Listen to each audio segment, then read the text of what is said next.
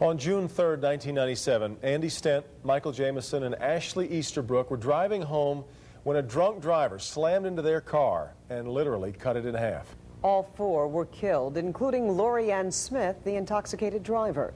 1 week later, Adam Easterbrook accepted a diploma from Troy High School on behalf of his older sister, a graduating senior who was on her way to the University of Michigan's nursing school.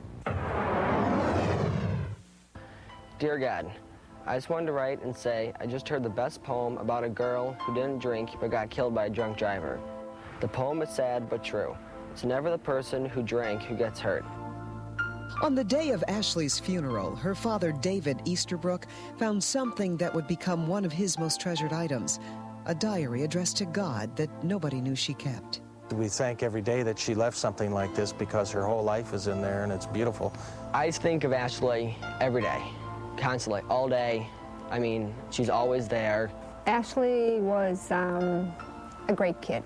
We were friends. You know, we would talk like girlfriends and shop a lot, and that's the part that you miss. You miss that. You know, you go into the stores, and you get sad when you can't go over to the girls' department and the teens and junior department to buy things or to see things, because you'd see things that you know that she would have liked, and that's what's tough.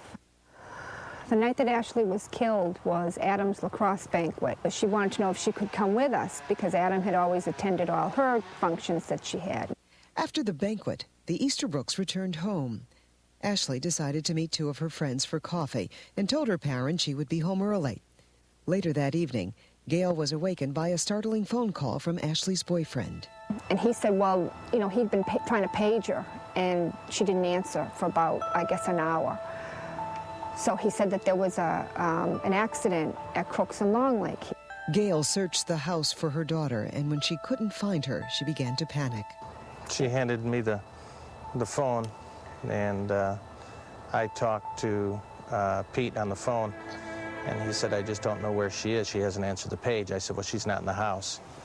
He said, well, I'm out here at the crash site, and he said, I'm looking at the car. It doesn't appear to be Andy's car or Mike's car. And I called the police department and told them that my daughter was not home. Ashley was always home, and Adam, if you tell them 12 o'clock, they're always home a minute before. So I told the police, and the dispatcher told me on the phone, she said, could you describe your daughter? And I described her briefly to the dispatcher, and she said, sir, a young girl that fits the description of your daughter was involved in the accident. So I said, well, could you tell me what hospital she's in? And she said, sir, it's been a very bad accident. We have a police officer on the way to your house right now. He told us that Mr. Easterbrook said, your daughter was killed this evening in a car crash. Just like that. And beginning in October, Ashley Easterbrook will be featured in a National Public Service campaign to prevent drinking and driving. Lori Ann Smith had drank at least a half-dozen drinks before driving her car at speeds of nearly 100 miles per hour, killing 3 young people. She had her fun, and she made one mistake and ruined my life. I'm 19 years old after the rest of my life with no sister, and knowing that just one person, that's it, made one bad decision. This accident shook the community of Troy, but it was not the first tragedy of its kind. 10 days prior, 18-year-old Jeremy St. Cyr was also killed by a drunk driver. People know that they've been drinking. They know that getting behind the wheel of a car is wrong. It's not a mistake. It's a conscious decision that they made, and they're hoping to get away with it. Everyone thinks it's not going to happen to me, but it's the same thing. You go out there and you do it, and you murder someone. The same thing as taking a gun and killing someone violently. It's the same thing as hitting a car 90 miles per hour and killing that person violently. It's the same thing, but people don't make the connection between the two. You constantly hear, well, it's the first time they made a mistake. You know, we're not going to throw them in jail for making a mistake. Well, the woman that murdered Ashley, it was her first time. She'd never been convicted. She made a mistake, and it cost 3 lives. The television ads airing this fall show home video of Ashley and her best friend singing Lean on Me. She spent 18 great years. She meant a lot to us, obviously, in the 18 years, and a lot to a lot of other people. And she offered so much to the world.